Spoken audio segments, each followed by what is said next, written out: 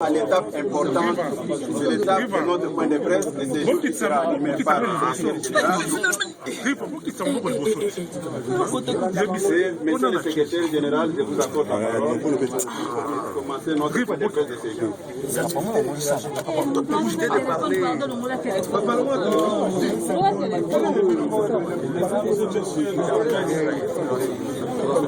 Je veux m'entretenir avec vous uniquement sur le blocage actuellement observé aux négociations de la CENCO et la suite que l'UDPS entend donner à cette situation dès aujourd'hui.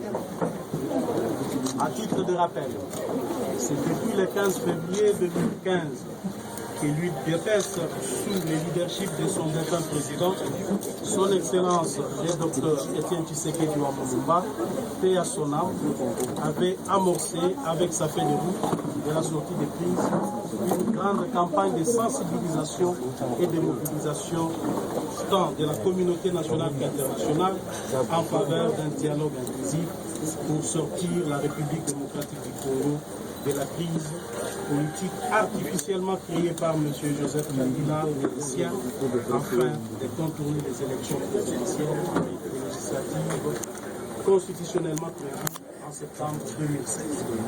Visiblement, la mouvance kabiliste avait déjà un schéma bien circonscrit pour se maintenir au pouvoir ad vitam. C'est dans le cadre de ce plan machiavélique que le dialogue de la cité de l'OIA avait été convoqué, tentant d'exclure les vraies forces du changement unies autour de l'UDPS au sein du Rassemblement. Il vous rappellera aussi que le feu président Etienne Tshisekedi Wamulumba nous avait à cette occasion demandé de ne point nous laisser impressionner par cette mascarade orchestrée dans un camp militaire. Je vous rappelle ici que notre président tant aimé nous avait encore dit ceci. Je cite, tant qu'il n'y aura pas un dialogue inclusif dans ces pays, la crise politique ne sera pas résolue. Grâce à son implication personnelle et à son acharnement pour l'intérêt supérieur de la nation, le dialogue inclusif a fini par avoir lieu à la CENCO entre les deux camps qu'il avait ingénieusement identifié dans la feuille de route de l'UDPS, à savoir les forces politiques et sociales acquises au changement, d'une part, et de l'autre, la mouvance kabiliste et ses alliés. Au cours de ces tractations, le président Etienne Tshisekedi, mu par l'intérêt du peuple congolais, a fait la plus grande concession de son combat politique en acceptant que Joseph Kabila, celui-là même qui lui avait arraché, arme à la main, l'éclatante victoire de 2011, reste au pouvoir au-delà du 19 décembre 2016, soit à la fin de son second et dernier mandat constitutionnel.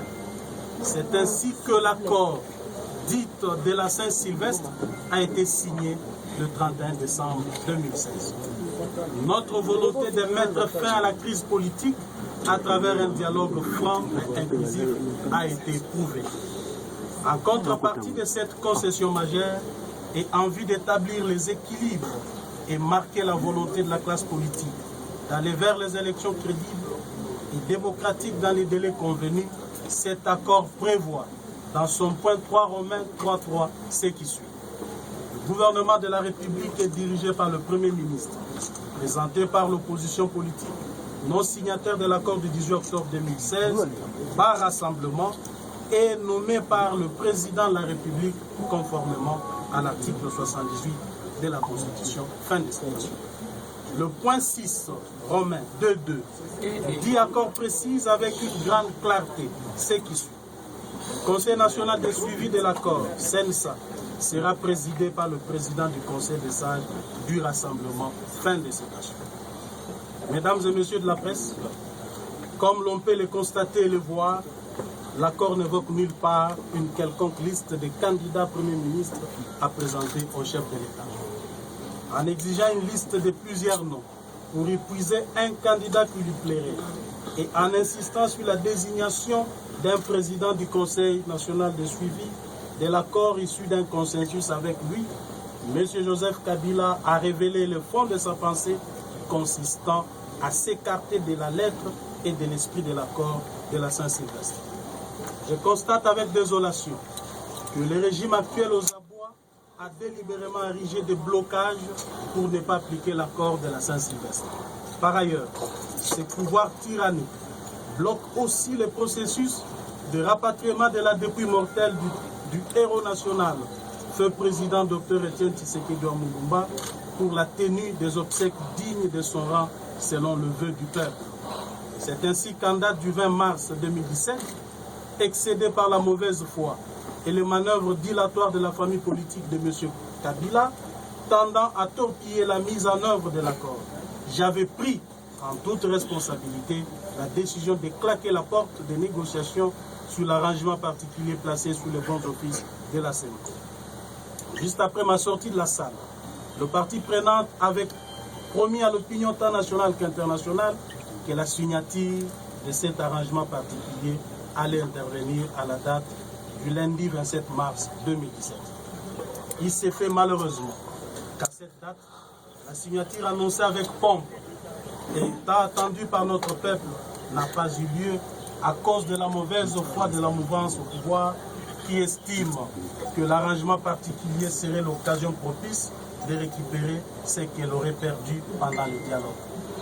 L'UDPS relève que l'accord politique inclusif du centre interdiocésain du 31 décembre 2016 est et demeure à ce jour l'unique source de légitimité et de toutes les institutions à mandat électif de la République démocratique du Congo pendant cette période transitoire et que sa non-exécution, de par la volonté de ces régimes finissants, entraînerait l'illégitimité de tous les animateurs des institutions de notre pays.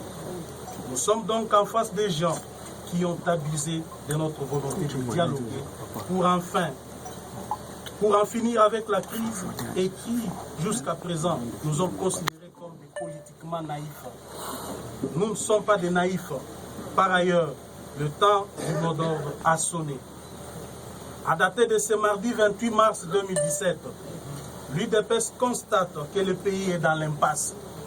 Il n'y a plus de doute sur les intentions réelles de M. Joseph Kabila et de sa famille politique de ne pas aller aux élections pour favoriser l'alternance à la tête du pays. Nous allons maintenant nous prendre en charge.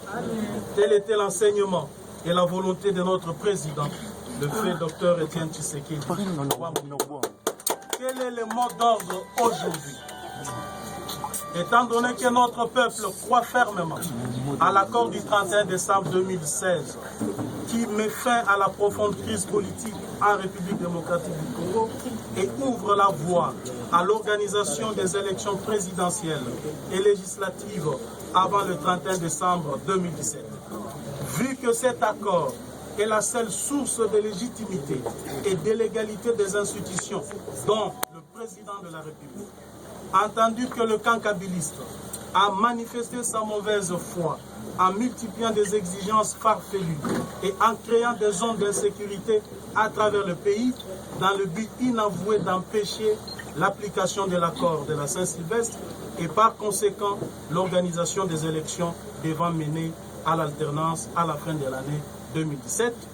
Considérant qu'en ce mardi 28 mars 2017, l'arrangement particulier n'a pas été conclu et signé, confirmant que le blocage persiste sans espoir d'être levé, compte tenu du fait que le peuple est arrivé au bout de sa patience devant ces obstructions répétées, prenant mes responsabilités devant l'histoire et la nation, j'appelle les millions de combattantes et combattants de l'UDPS, du rassemblement des forces politiques et sociales acquises au changement à travers le pays, et le peuple congolais dans son ensemble de se prendre en charge de ces jours par des actions de résistance pacifique contre la dictature qui vise à s'enraciner dans notre beau pays.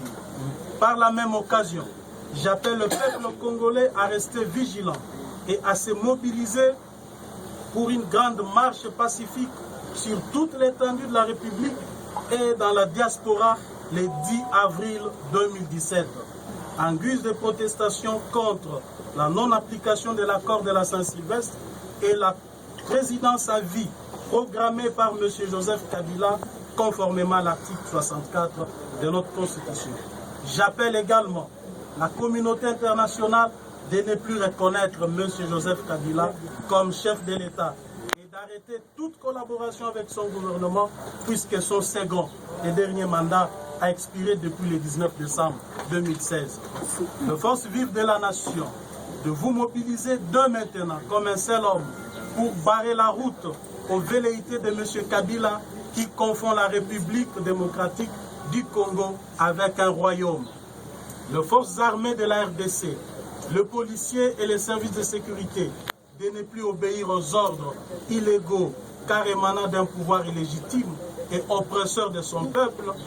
Par ailleurs, je vous enjoins de ne plus user de la force contre le peuple qui sera dans les rues à travers toute la République pour revendiquer ses droits, y compris le vôtre. Notez que cette mobilisation ne va pas s'estomper aussi longtemps que le peuple souverain n'aura pas recouvré tous ses droits. Je vous remercie.